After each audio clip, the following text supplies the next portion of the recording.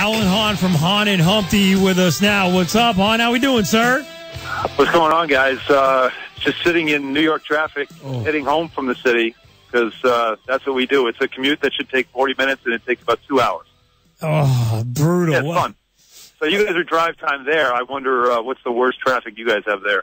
It'll get really bad in maybe like an hour at tops. I'm not about to start getting into traffic war with you. I mean, what are we talking about? Like, is that when the light turns red, that's when everybody has to stop? Other than that, we're pretty good. For the most part, I mean, you get some stupid drivers, but that's about it. Yeah. Northway gets backed up a little bit, and rush out a little bit. Our 20 minutes. That's the thing, though. You guys are on drive time, and drive time's like a half hour. Right.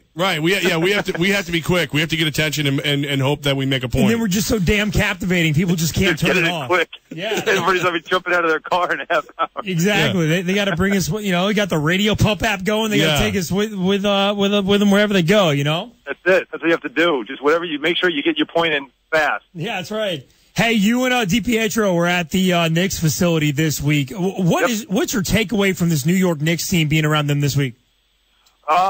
Well, I mean, look, it's everybody's it's sunshine and rainbows on the first day of camp for everybody, even teams that are just absolute garbage.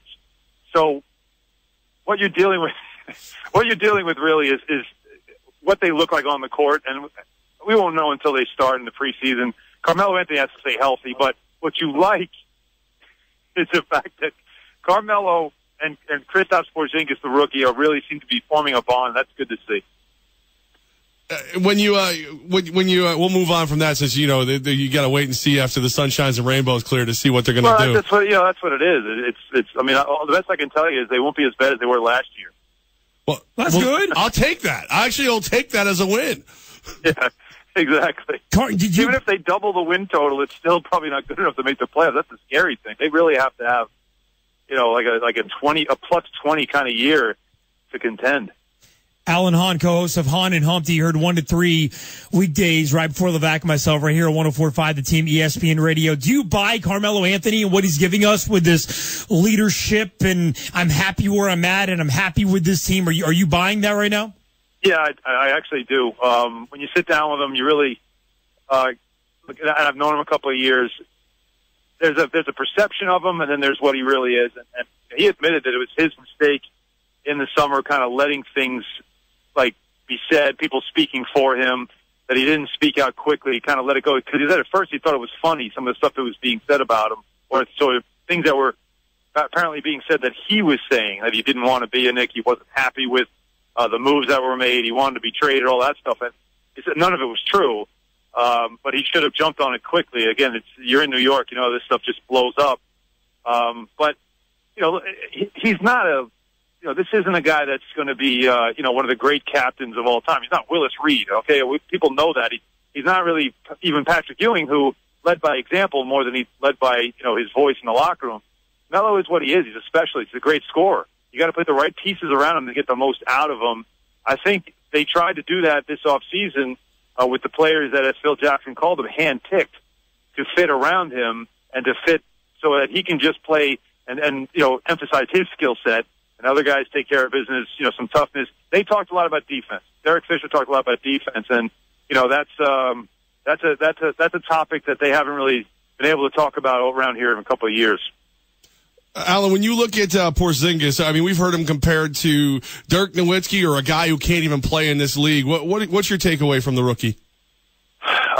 Well, first of all, at 19, he comes in ready for the NBA, more ready for the NBA than any European player I've ever seen, because he's got a command of the language, very comfortable command of the language, and also of the culture, which is important too. A lot of Europeans come over, and it's not only the language barrier, but a culture shock for them. And he seems at ease with it, and so he won't have to deal with that in the very beginning. Still 19, though, and there's a lot to learn. But comparison-wise, I mean, it's tough. I mean, Wally Zerbiak, who I'm friends with, we do the Knick games on MSG Network, he said that he remembers Kevin Durant as a rookie when they were teammates in Seattle. And Durant came in the league at 19, and it was the same thing. Extremely skinny, really athletic, obviously very tall, but just very skinny. They kept saying he's got to put weight on.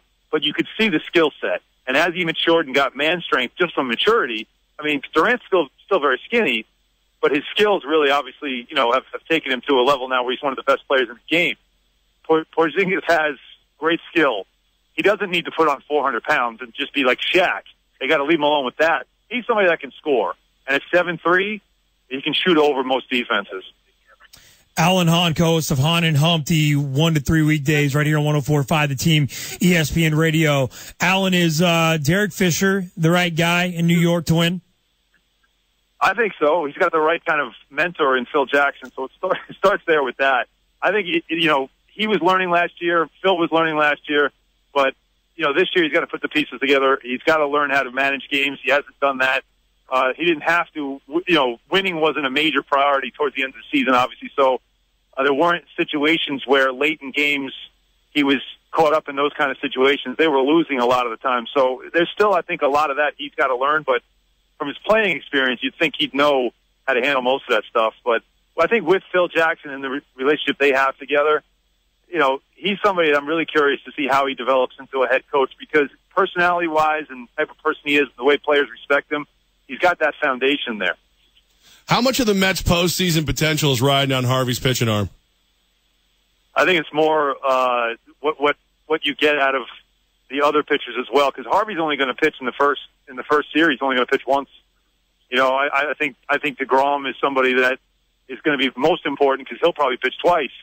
And how has he been pitching? He hit that wall. It's fatigue towards the end of the season. So what does he look like when the playoffs begin? And will he be able to, extend innings and get them right to their later part of their bullpen, because their middle relief's not very good. And then Syndergaard, a young pitcher, they probably won't have him pitch on the road because he hasn't been successful there. So it's on all of them. But Matt Harvey's going to get one start, and it's going to be, obviously, it's just as important because it's a short series. But he's looked very good, and we know the shackles are off. So I think he's their ace when he's 100%, and maybe next season, once all the restrictions and everything else are away, he'll reemerge as their ace. Alan Hahn of Hahn and Humpty from ESPN New York, heard weekdays 1 to 3 right here on 104.5 The Team, ESPN Radio. And how's the show going, man, with Rick DiPietro, man? Humpty, he's a little whack, isn't he? He's a little crazy. He's had 8 concussions. He's taken a few pucks off the face, off the head. So you have to deal with that. I make sure he gets his medication in every day so we can get through 3 hours. Otherwise, it just gets completely out of hand. But he loves Albany too. It's one of his favorite places to play. He talks about there and his experiences there. So we got to get ourselves up there one of these days and maybe do a show from up there. Yeah, man, we'd love to have you come up here and we can all do our shows back to back, have some beers. It'll be good. That'd be great. We do a little like a Four Horsemen kind of thing. We just invade your show, just take it over. We like to do, we like to do the whole Somali pirate thing. I can cut this down. That's our thing. Listen, you bring enough beer, I'll just be in the corner quiet anyway. It'll be fine. That's fine. That's fine. We can certainly do that. We do that to Bill Daughtry every now and then. Yeah, we noticed. We hear the good stuff. Alan Hahn of Hahn and Humpty, 1 to 3 weekdays right here on 104.5 The Team, ESPN Radio and ESPN New York. Hahn, thanks for bringing us a New York sports flavor every middays, man. 1 to 3. We appreciate you. You got it, guys. Take it easy. All right, man. We'll be in touch. There he goes, Alan Hahn from Hahn and Humpty.